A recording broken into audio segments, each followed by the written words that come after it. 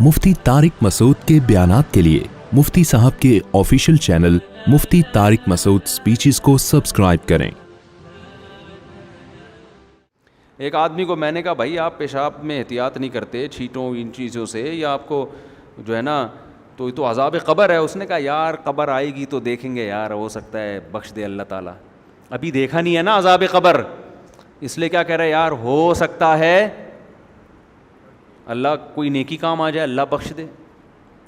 لیکن اگر کوئی عذاب قبر دیکھ لے نا تو پھر یہ کیفیات نہیں ہوں گی، پھر تو وہ ایسا ہو جائے گا کہ اس کو خوف کم کرنا پڑے گا اس کا، کہ بھائی اللہ سے امیدیں۔ تبھی تو دیکھو نبی صلی اللہ علیہ وسلم سے بہت ساری حدیثیں امیدوں کی منقول ہیں، ایسی روایتیں ہیں کہ عام عوام میں ہم ان کو بیان کریں نا تو ڈر لگتا ہے کہ لوگ اس کا غلط مطلب نہ سمجھیں۔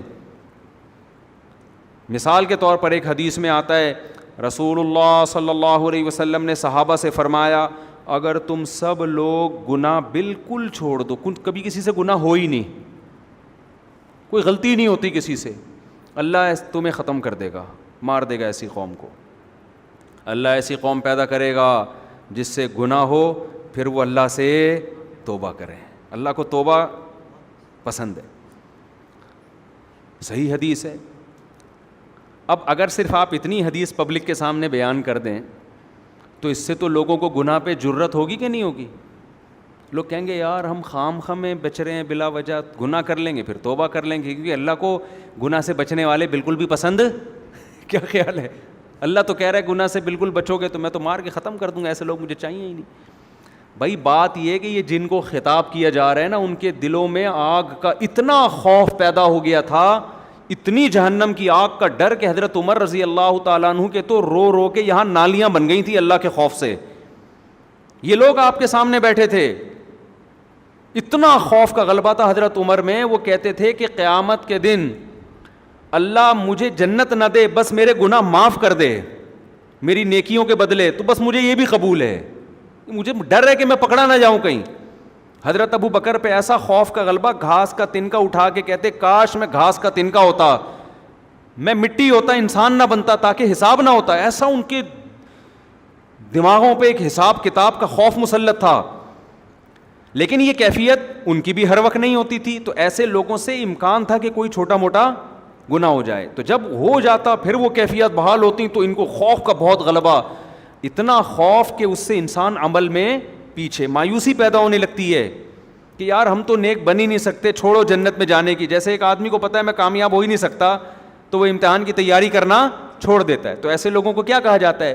بیٹا کوئی بات نہیں، اس دفعہ ترقی پاس ہو گئے، اگلی دفعہ کراچی میں تو یہ تسلیوں پہ ہی چل رہا ہے سارا سیٹ اپ نا، بیٹا کوئی بات نہیں اس دفعہ نمبروں سے رہ گئے۔ اب ایک پڑھنے والا قابل بچہ ہے، آپ کو پتہ ہے محنت کر رہا ہے، سی اے کے پیپر دے رہا ہے، سی اے کے پیپر فرسٹ پہلی دفعہ میں نہیں ہوتا، اس میں فیل ہوتے ہوتے ہی انسان پہنچتا ہے، تو پہلا پیپر دیا اس میں نمبر کم آ گئے، 2 نمبروں سے رہ گیا، تو باپ عقل مند ہوگا کیا کہے گا؟ کوئی بات نہیں بیٹا، شروع میں نہیں کہے گا کہ بیٹا فیل ہو جانا کوئی بات نہیں، اگلے میں محنت، شروع میں تو کہے گا بیٹا پاس ہونا ہے تو نے۔ اب دیکھ لیا بیٹا محنت کر رہا ہے پھر بھی فیل ہو گیا، تو باپ عقل مند کیا کہے گا؟ کوئی بات نہیں بیٹا یہ تو سی اے کا پیپر ہے، اس میں تو پہلی دفعہ اگر کوئی پاس ہو جائے تو ایب نارمل ہونے کی علامت ہے یہ صحیح ہے نا؟ ہاں اس کا مطلب اس کا دنیا میں پڑھائی کے علاوہ کوئی کام ہی نہیں ہے۔ جو نارمل لوگ ہوتے ہیں نا وہ فیل ہو کے آگے جاتے ہیں۔ میں بتا دوں آپ کو، میں جب میٹرک میں آتا نا، میٹرک تک ہم لوگ بڑے اچھے نمبر آتے تھے، میرے بھائی نے کہا یہ پاس ہونے کا شوق صرف میٹرک تک ہی ہوتا ہے، فرسٹ ایئر سیکنڈ ایئر سے بندہ فیل ہونا شروع۔ واقعی پھر الحمدللہ اللہ نے بڑا نوازا فرسٹ ایئر میں 2-3 پیپر مشکل تھے، ہم نے چھوڑ دیے کہ سیکنڈ ایئر میں دیں گے، اس کو اکٹھے دے دیں گے۔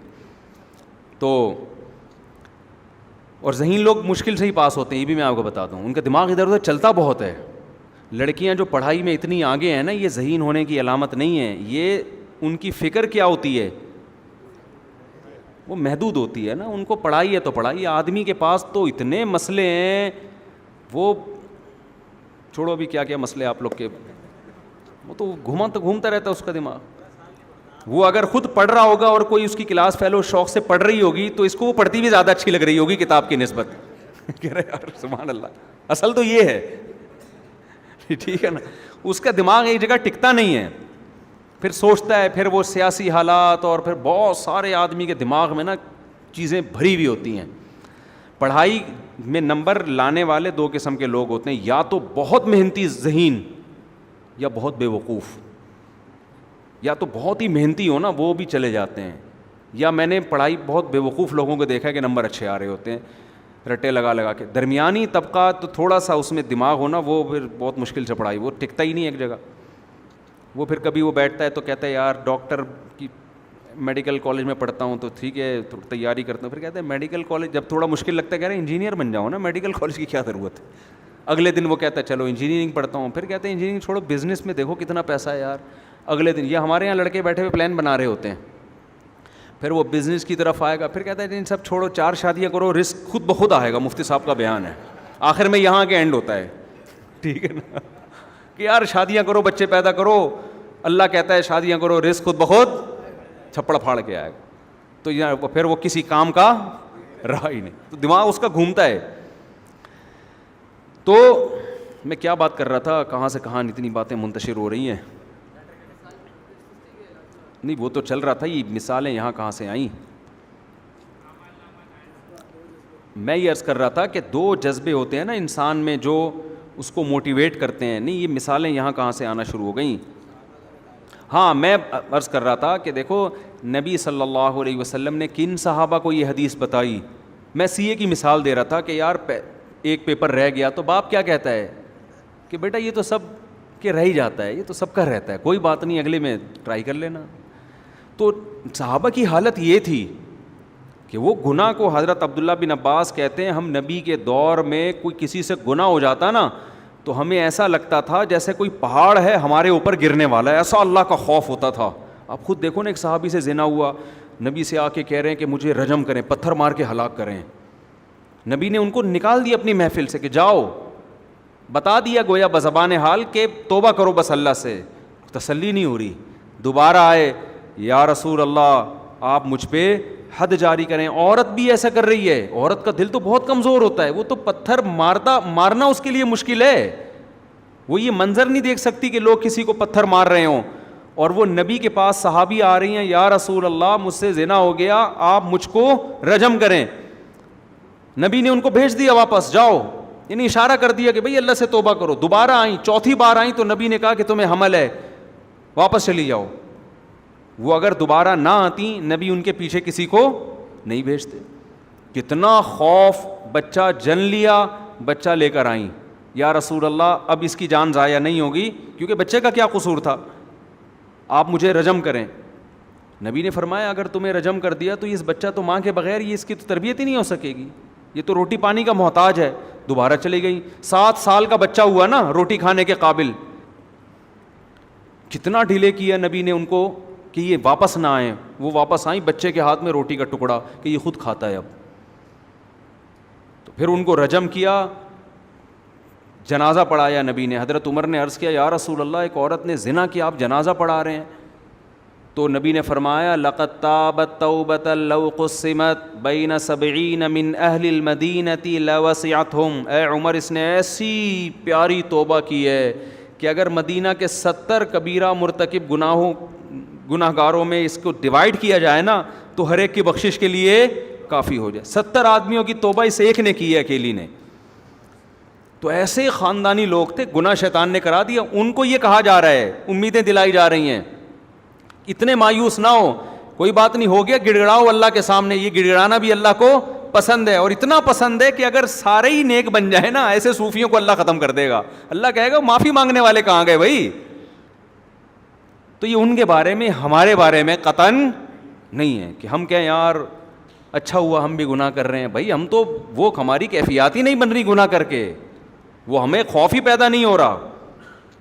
تو میں جلدی سے اصل بات کی طرف آتا ہوں کہ بھائی صرف ایمان کافی نہیں ہے, وہ کیفیات بنانا ضروری ہیں. تبھی تو قرآن کہتا ہے اذا تلیت علیہم آیاتہ, ایمان والے وہ ہیں جب ان کے سامنے ہماری آیات تلاوت کی جاتی ہیں, وجلت قلوبہم, ان کے دل دہل جاتے ہیں. وَإِذَا سَمِعُوا مَا أُنزِلَ إِلَى الرَّسُولِ, جب یہ اس کلام کو سنتے ہیں جو رسول پہ نازل ہوا. تَرَىٰ أَعْيُنَهُمْ تَفِيضُ مِنَ الدَّمِ, اے نبی آپ دیکھتے ہیں ان کی آنکھوں سے آنسو بہنا شروع ہو جاتے ہیں. یہ وہ کیفیات تھیں جو صحابہ کی بنتی تھیں. آج ہمارے دل کیا ہو گئے؟ خشک, سخت ہو گئے. قرآن کہتے ہیں نا فویل للقاسیۃ قلوبہم, جن کے دل سخت ہو گئے, نصیحت کی بات ان کے دل پہ اثر نہیں کر رہی. اچھا دیکھو, قرآن بار بار دل کا ذکر کر رہا ہے, دماغ کا ذکر نہیں کر رہا. حالانکہ بات جاتی کہاں ہے؟ پہلے دماغ میں جاتی ہے, لیکن قرآن تذکرہ کس کا کر رہا ہے؟ دل کا. وجہ اس کی ہے کہ دماغ میں جب جذبات بنتے ہیں نا تو فوراً اثرات کہاں آتے ہیں؟ دل پہ آتے ہیں.